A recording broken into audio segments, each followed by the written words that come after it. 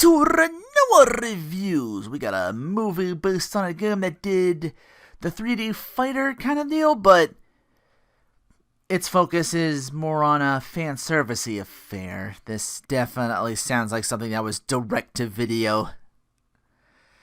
But apparently it did theaters, at least for a while. Did very poorly according to Wikipedia. Like, I've never heard of any of these people before that helped make the movie. Constantine Film, Impact Pictures, VIP Media Group. But, the redundantly titled DOA Dead or Alive. Break out the bad special effects to open up in a Japanese temple. Someone says, "Princess Kasumi, your brother is dead. You must lead." She's all, "Ain't no body. He can't be dead. I'm gonna find his ass." Guy spoke before mentions he's his best friend and warns Kasumi if she leaves, she'll be an outcast. The guards will kill you. If she's a princess, why doesn't she just send an army of ninjas to do things? I know ninjas supposed to be secretive, but army of that at your door asking where one guy is? Already we got Kasumi and Ayane with swords at each other's throats. Ayane saying, "I'm your servant, but if you leave, I'm honor-bound to kill you."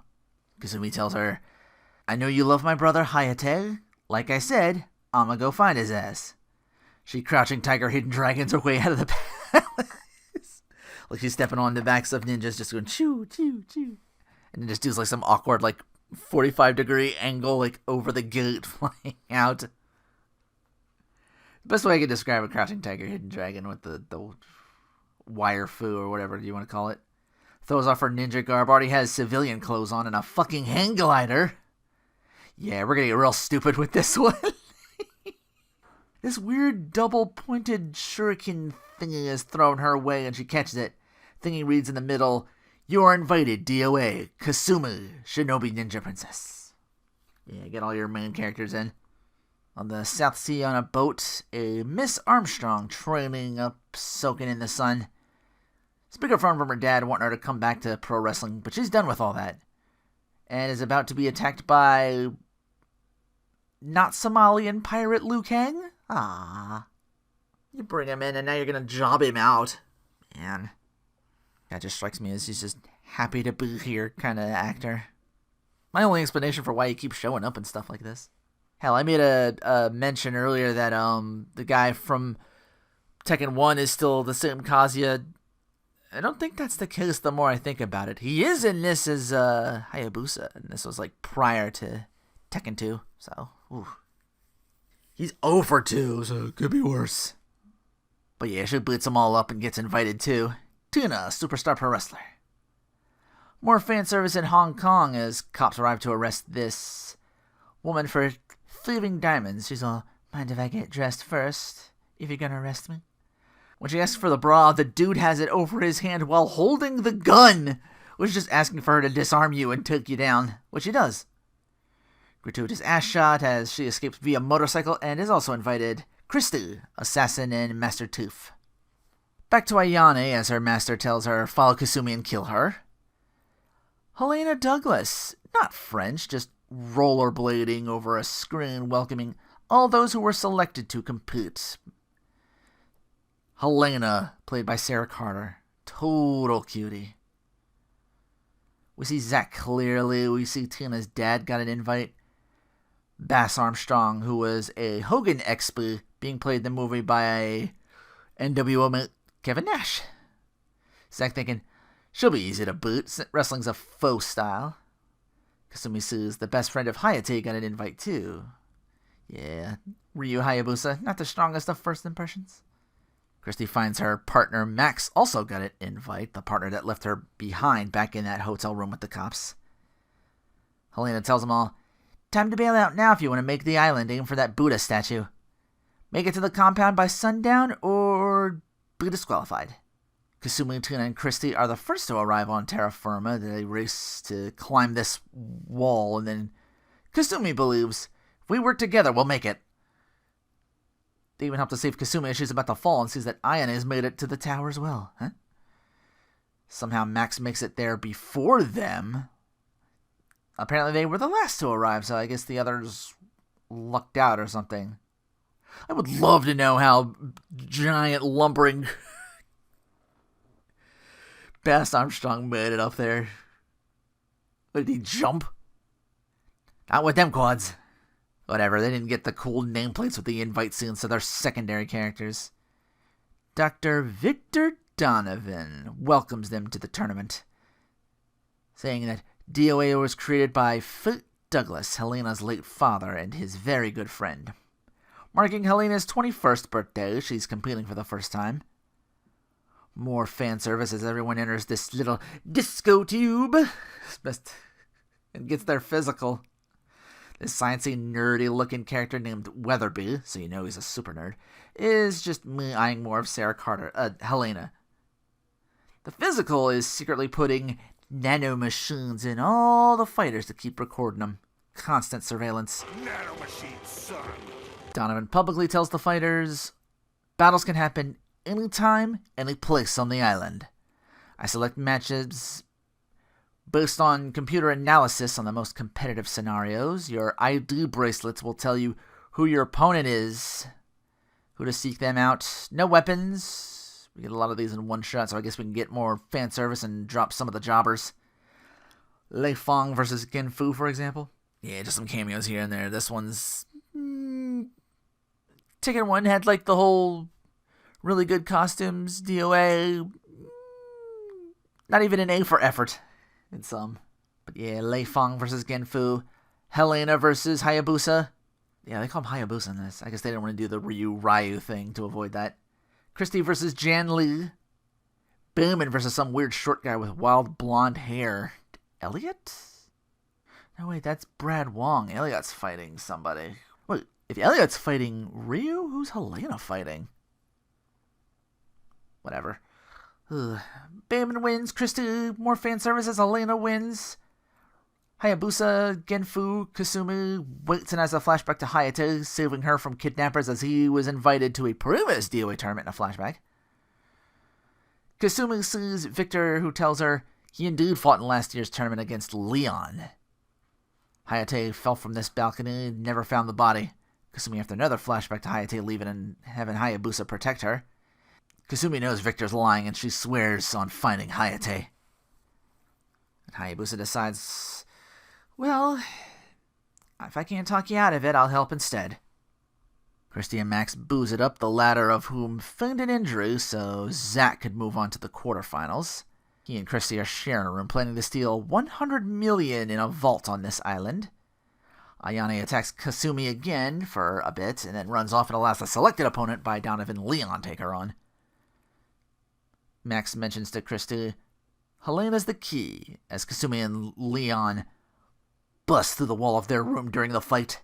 Kasumi theorizes after gaining the upper hand, you couldn't have killed Hayate, and takes her win and knocking him off down to the pool below, where Zach's trying to mac on Tina, as he do.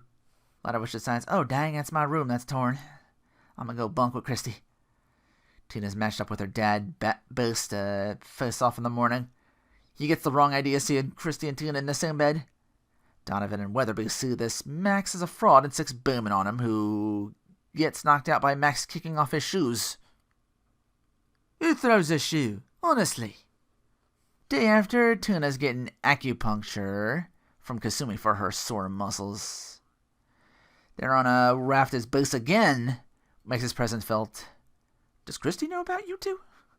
While they're on the raft, they fight till one person falls. Tina wants to be a real fighter to prove she's not fake because of her pro wrestling background, but the finish is a standing drop kick that sends Boast into the drink, so much for that. A standing drop kick. It's devastating. It's DOA, we gotta get our volleyball stuff in, complete with Zach even commentating on microphone. Christy sees Max interested in checking out Helena, but it's all for getting a screenshot of some code tattooed on her back. Christy decides to toss a volleyball their way and recruits Helena for a 2-on-2. So, while it's the doubles of Helena and Christy versus Tina and Kasumi, Hayabusa, off that distraction, sneaks into the building and looks for clues of Hayate.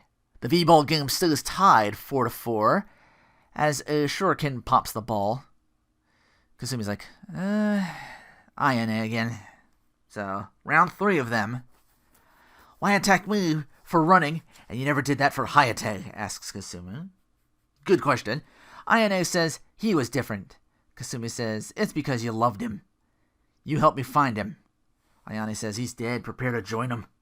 They do more Crouching Tiger stuff. One cool spot where a split bamboo rod. Kasumi uses that to catch and disarm Ayane's sword. When Tina calls out for Kasumi looking for her, Ayane escapes again. Yeah, she's like the Batman of this movie. She just shows up, does things, and then, where'd she go? Max tells Christy back at the booth that what he scanned reads Helena is literally the key. Weatherby decides to try his game, or lack thereof, on Helena. Meanwhile, Zach continues his pursuit of Tina, asking her to dance. She replies, gonna be hard for you to dance with 2 broken legs, and reveals, oh, semifinals, I got you. Rather than cancel a party, they decide to fight tomorrow morning. Zach with the definite reach advantage, but Tina's a main character, so she comes back with more Hollywood stunt wire stuff to win. Zach's all, hell, I regret messing with you so much. My money's on you to win now. Christy finds another tattoo on Helena, makes a deal with Max. I want half, and I keep the prize money. Next matchup pits Christy versus Helena. They will fight in the rain, and wow, camera dude getting all of that. The ass cam. That's best I can describe it. Multiple times for Helena, we see during the fight the other tattoo of a head of Buddha is on the back of her neck. Yeah, this is like fight flashback kind of like setting. So yeah, it's like the plan and then the fight afterwards, but they're taking place in the same time in the movie, kind of back and forth. And the code is just backwards numbers as Christy wins her match, just dragging her around in the rain. So we've got our 4 finalists, Kasumi, Tina, Christy. They got the intros. And the 3 of them are just looking for number 4, Hayabusa.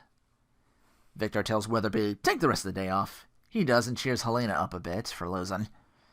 The other 3 girls unlock a secret passage and find Hayabusa already on the ground. And they get gassed supervillain style. Oh no. Wait, are you Donovan or Rugal?